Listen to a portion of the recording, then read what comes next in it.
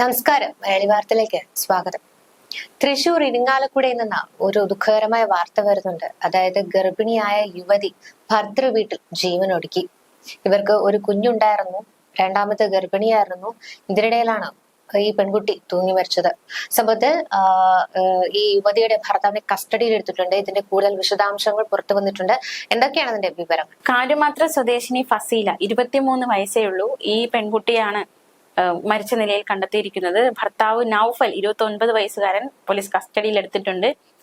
മാത്രമല്ല ഭർത്തൃ മാതാവിനെയും ഇപ്പോൾ അറസ്റ്റ് ചെയ്തിരിക്കുകയാണ്. ഈ ഭർത്തൃ പീഡനത്തെ തുടർന്നാണ് യുവതി ജീവനൊടുക്കിയത് എന്നാണ് നമുക്ക് കിട്ടുന്ന വിവരങ്ങൾ അനുസരിച്ച് മനസ്സിലാക്കാൻ സാധിക്കുന്നത്. കഴിഞ്ഞ ദിവസം ഈ ഭർത്താവിന്റെ വീട്ടിലെ ടെറസിലായിരുന്നു യുവതിയെ തൂങ്ങി മരിച്ച നിലയിൽ കണ്ടെത്തിയത്. ഇവരുടെ വിവാഹം നടന്നത് 1.5 വർഷം മുമ്പായിരുന്നു. കാർഡ്ബോർഡ് കമ്പനിയിലെ ജീവനക്കാരനാണ് ഈ നൌഫൽ, ഭർത്താവ് നൌഫൽ.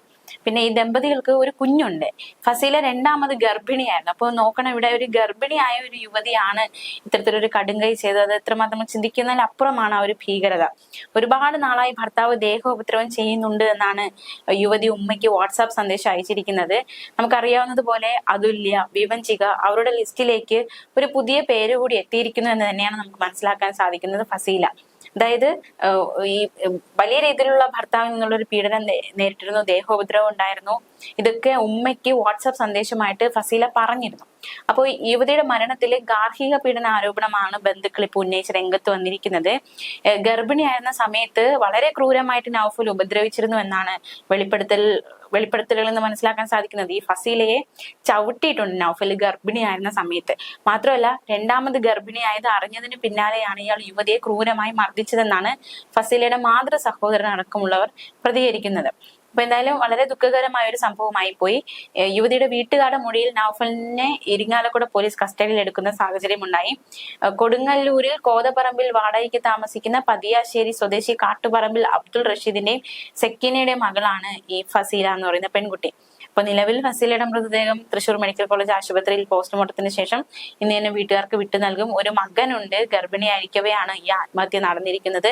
എത്ര ക്രൂരമായിട്ടാണ് എത്ര ദുഃഖകരമായിട്ടുള്ള സംഭവമാണ്. ഗർഭിണി ആയതുകൊണ്ട് ആ പെൺകുട്ടി മാത്രം അറിഞ്ഞത് കൊണ്ടുണ്ടായ ഒരു ഗർഭമൊന്നും അല്ല. പക്ഷെ ഇത്തരത്തിൽ ഗർഭിണി ആയതുകൊണ്ട് ആ പെൺകുട്ടിയെ പീഡിപ്പിക്കുക എന്നൊക്കെ പറയുന്നത് എന്തൊരു ക്രൂരമാണല്ലേ. അയാൾ ഇത്തരത്തിൽ ഒരു കുഞ്ഞുണ്ട്, രണ്ടാമത് ഗർഭിണിയായിട്ടാണ്, ഗർഭിണിയായിരിക്കെ കിട്ടേണ്ട പരിഗണനകളൊന്നും കൊടുക്കാതെ ആ പെൺകുട്ടിയെ വളരെ ക്രൂരമായിട്ട് പീഡിപ്പിക്കുന്നു, നാഭിക്ക് തൊഴിക്കുന്നു. അത്തരത്തിലുള്ള പല പീഡന മുറകളും ഇത്തരത്തിൽ ഇയാളിൽ നിന്ന് ഏൽക്കേണ്ടി വരുന്നു. തുടർന്നാണ് ഇത്തരത്തിൽ ഒരു കുഞ്ഞിനെ മറന്നുകൊണ്ട് ഫസീലയ്ക്ക് ജീവനൊടുക്കേണ്ടി വരുന്ന ഒരു കാഴ്ചയാവുന്നത്. എന്തായാലും ഈ ഫസീനയുടെ സന്ദേശങ്ങളൊക്കെ ഒരു നൊമ്പരമായി മാറുകയാണ് അല്ലെ? അതെ, ഈ അമ്മയ്ക്ക് വാട്സാപ്പ് സന്ദേശമായിട്ട് അയച്ചിരുന്നു, ഉമ്മ ഞാൻ മരിക്കുകയാണ്, ഇല്ലെങ്കിൽ അവരെന്നെ കൊല്ലും എന്ന ഒരു സന്ദേശം. ഇപ്പൊ നമുക്ക് ഈ വിഭജിയുടെ കേസ് എടുത്താലും അതുല്യയുടെ കേസ് എടുത്താലും ഇവരുടെ മരണത്തിന് ശേഷമാണ് ഈ മാതാപിതാക്കൾ പറയുന്നത് മക്കൾ ഇങ്ങനെ പറഞ്ഞിരുന്നു, മക്കൾ ഇങ്ങനെ വീട്ടിൽ നേരിട്ടിരുന്നു. അപ്പോ അതുല്യയുടെ കേസിലാണെന്ന് തോന്നുന്നു. അതുല്യെ മാതാപിതാക്കള് വീട്ടിലേക്ക് കൊണ്ടുവന്നു. പക്ഷെ അയാൾ വീണ്ടും യാചിച്ച് കരഞ്ഞു വീണ്ടും അതുല്യെ തിരിച്ചു കൊണ്ടുപോവുകയാണ്. പക്ഷെ മറ്റ് പല കേസുകൾ എടുത്താലും വീട്ടുകാർക്കെല്ലാം അറിയാം. പക്ഷെ വീട്ടുകാർ ആ ഒരു സാഹചര്യത്തില് ഒരു ഉചിതമായ തീരുമാനം എടുക്കാതെ പല പെൺകുട്ടികളും ഇത്തരത്തിൽ മരണത്തിലേക്ക് നയിക്കപ്പെടുന്ന സാഹചര്യം. വീട്ടുകാരെയൊന്നും ഈ സമയത്ത് കുറ്റം പറയാൻ പാടില്ല. എങ്കിൽ പോലും എല്ലാ സംഭവങ്ങളും എടുത്താലും ഈ ഒരു എല്ലാം ഈ മാതാപിതാക്കൾക്ക് അല്ലെങ്കിൽ കുടുംബത്തിന് അറിയാം. പക്ഷെ അവര് വേണ്ട രീതിയിലൊരു നടപടി എടുക്കാതെ ആ പെൺകുട്ടികളെ മരണത്തിലേക്ക് നയിക്കുന്ന സാഹചര്യം അല്ലെ? അങ്ങനത്തെ ഒരു സാഹചര്യം വിഭജികയുടെ കേസിൽ വരുമ്പോഴും അങ്ങനെ തന്നെയാണ്. വിഭജിക നാട്ടിലുണ്ടായിരുന്ന സമയത്ത് സഹോദരൻ ഈ ഒരു വിഷയത്തിൽ ഇടപെടാൻ നിൽക്കുമ്പോൾ തനിക്കറിയാം ഇവിടെ എങ്ങനെയാണ് തീർക്കേണ്ടതെന്ന് പറയുന്നു. തുടർന്ന് ഇത്തരത്തിൽ നിതീഷ് വിളിക്കുമ്പോൾ കൂടെ ചെല്ലുകയാണ് വിഭജിക ചെയ്തത്.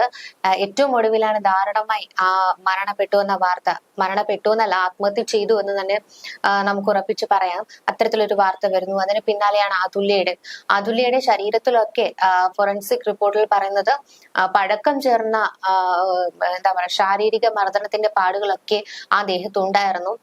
ഈ പറയുന്ന അതുല്യയുടെ ഭർത്താവ് പറയുന്നത് ഇത് ഞങ്ങളുടെ പേഴ്സണൽ വിഷയമാണ്, എന്റെ മാത്രമാണ് അവള്, അതുകൊണ്ടാണ് ഞാൻ അവളെ മർദ്ദിക്കുന്നത്, ഞാൻ കുടിക്കുമ്പോൾ മാത്രമാണ് അവളെ മർദ്ദിച്ചിരുന്നത്, എന്നാൽ ആഴ്ചയിൽ 7 ദിവസം കുടിക്കുന്നുമുണ്ട്.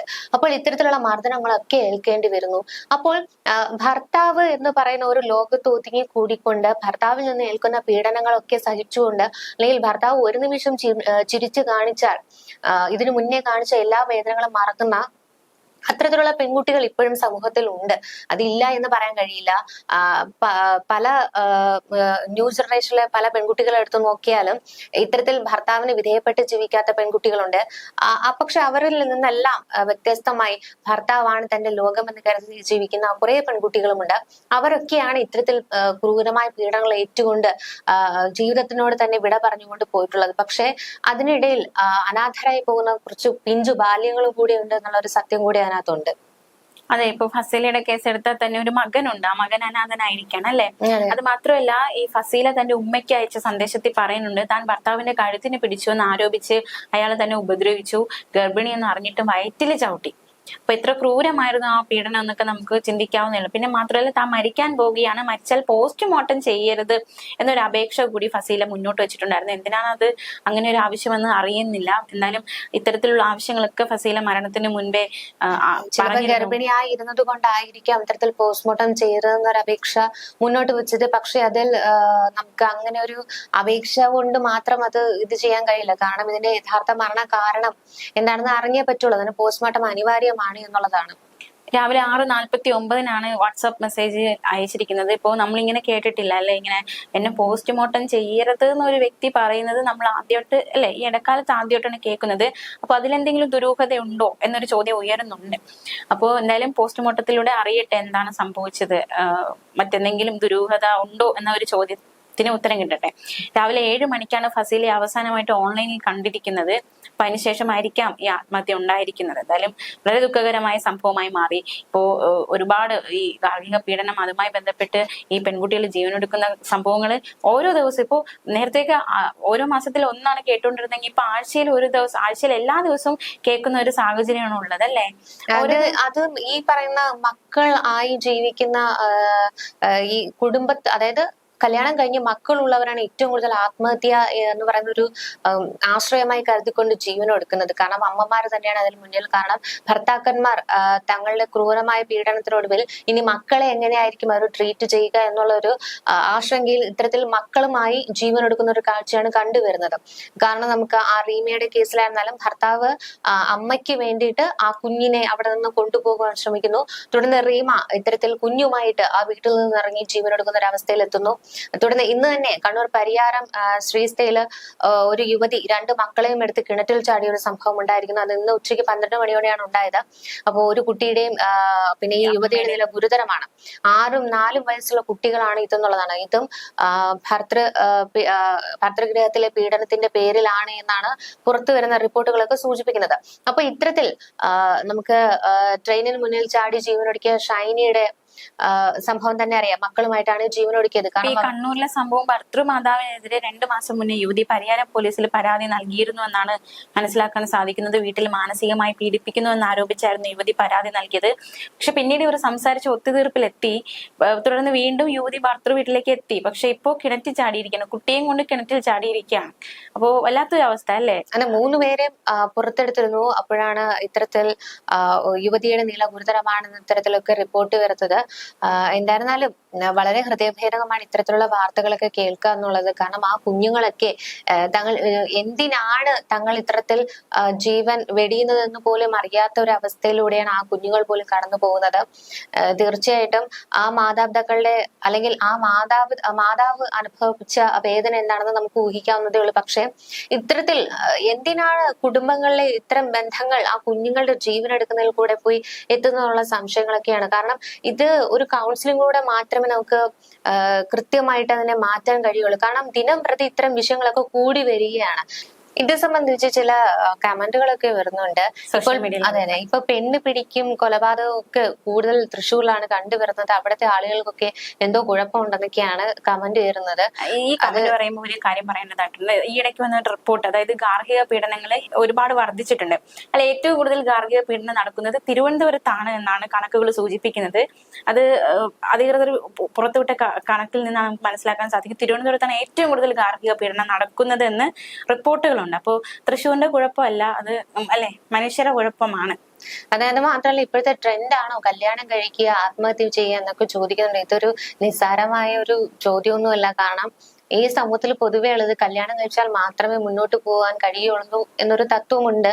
ആ ഒരു തത്വത്തിന്മേൽ കല്യാണം കഴിക്കുന്നു. പക്ഷെ ഭർതൃ വീട്ടിലെ പീഡനം, കൊടിയ പീഡനം, അതായത് എല്ലാവരും അതായത് ഭർത്താവിന്റെ സഹോദരങ്ങൾ, അമ്മ, അച്ഛൻ എല്ലാവരും ഉള്ള പീഡനങ്ങൾ ഏറ്റുവാങ്ങേണ്ടി വരുന്നു. അവസാനം ഒരു കുഞ്ഞുണ്ടാകുന്നു, തുടർന്ന് വീണ്ടും ആത്മഹത്യ ചെയ്യുന്നു. ഇതൊരു തുടർക്കഥയായിക്കൊണ്ട് മാറിയിരിക്കുകയാണ്. അതുകൊണ്ട് അതിനൊരു നിസ്സാരമായ ചോദ്യമായിട്ട് നമുക്ക് തള്ളിക്കളയാനൊന്നും കഴിയില്ല. ഇനി ഉണ്ടാകാൻ പോകുന്നത് പറയാം. ആ കുട്ടി മരിച്ചതിൽ ഉമ്മയും മകനെയും നിയമം അനുസരിച്ചുകൊണ്ട് പോകും, ജയിലിലിടും, തീറ്റിപ്പോറ്റും, ശിക്ഷയൊന്നും കൊടുക്കാതെ വിട്ടയക്കും. ഒരു കുഞ്ഞുണ്ട് എന്ന പേരിൽ അവനെ കൊണ്ട് രണ്ടാമത് കല്യാണം കഴിപ്പിക്കും. സ്വത്ത് മുതലും ഇല്ല എന്ന പേരിൽ ആ പെണ്ണിനെയും കൊലയ്ക്ക് കൊടുക്കും. ഇതാണ് ഉണ്ടാകാൻ പോകുന്നത് എന്നൊക്കെയാണ് കമന്റുകളൊക്കെ ഉയരുന്നത്. അതെ, അപ്പോ സമ്മിശ്ര പ്രതികരണങ്ങളൊക്കെ ഉണ്ട്. മാത്രമല്ല ഇപ്പോ ഒരുപാട് സംഭവങ്ങൾ എടുത്താലും ഭർത്താവും അതുപോലെ തന്നെ ഭർത്തൃമാതാവും രണ്ടുപേരും ഈക്വൽ ആയിട്ട് പല സംഭവങ്ങളും വില്ലന്മാരായിട്ട് മാറുന്നുണ്ട് അല്ലെ, വില്ലനും വില്ലത്തികളുമായിട്ട് മാറുന്നുണ്ട്. അപ്പോ ഇതിപ്പോ പണ്ട് മുതലേ ഉള്ള ഒരു സംഭവം തന്നെയാണ്. അതിപ്പോ ഇത്തിരി കൂടുതൽ വർദ്ധിക്കുന്നു എന്ന് തോന്നുന്നു. പല വീടുകളിലും ഈ ഒരു പലർക്കും ഒരു സ്വസ്ഥമായിട്ടുള്ള ഒരു കല്യാണ ജീവിതം, ഒരു ദാമ്പത്തിക ജീവിതം പല കാരണങ്ങളാൽ, അല്ലെങ്കിൽ പ്രധാന കാരണങ്ങൾ ഒന്നിൽ ഭർത്താവ് തലതിരിഞ്ഞതായിരിക്കും, അല്ലെങ്കിൽ ഭർത്തൃമാതാവ് തലതിരിഞ്ഞതായിരിക്കും. അങ്ങനെ എന്ന് പറഞ്ഞ് മോശം ചെയ്യുന്ന സ്ത്രീകളും ഉണ്ട്, അതായത് ഭർത്താവിനെ വഞ്ചിക്കുന്ന സ്ത്രീകളും ഉണ്ട്. അത് ഇല്ലാന്ന് പറയുന്നില്ല. എങ്കിൽ പോലും ഏറ്റവും കൂടുതലും ഇത്തരത്തിൽ ഭർത്താവിന്റെയോ ഭർത്തൃ വീട്ടുകാരുടെയോ ഭർത്തൃമാതാവിന്റെയോ ഒക്കെ പീഡനവും പ്രശ്നവും അവരുണ്ടാക്കുന്ന പ്രശ്നങ്ങളും കാരണം ദാമ്പത്യത്തിൽ ഒരുപാട് വിള്ളൽ വരുന്ന സംഭവങ്ങളാണ് കൂടുതലും റിപ്പോർട്ട് ചെയ്യപ്പെടുന്നത്. അപ്പൊ ഇതിന് എന്ത് പരിഹാരം എന്ന് ചോദിച്ചാൽ അറിയില്ല. മിഴിച്ചു നിൽക്കുകയാണ്. ഓരോ സംഭവങ്ങൾ ഇങ്ങനെ വർദ്ധിച്ചുകൊണ്ട് വരികയാണ്. ഇനി പതിവ് പല്ലവിക്കൊന്നും ഒരു സ്ഥാനമില്ല. അപ്പൊ നമ്മൾ എപ്പോഴും പറയാറുള്ളത് പോലെ ഇങ്ങനത്തെ സംഭവങ്ങൾ ആവർത്തിക്കില്ലെന്ന് പറഞ്ഞിട്ട് കാര്യമില്ല. കാരണം ഓരോ ദിവസം ഓരോന്ന് വന്നുകൊണ്ടിരിക്കണം, ഓരോ വാർത്തകൾ കേട്ടിട്ടിരിക്കണം. അപ്പൊ അങ്ങനത്തെ ഒരു ആശങ്ക അത് ഓരോ വീടുകളിലും വീണ്ടും വീണ്ടും പറയാനുള്ളത് പറ്റുന്നില്ല, പ്രശ്നമാണ് എന്നാണെങ്കിൽ അവിടെ നിന്ന് രക്ഷപ്പെടാൻ ശ്രമിക്കുക.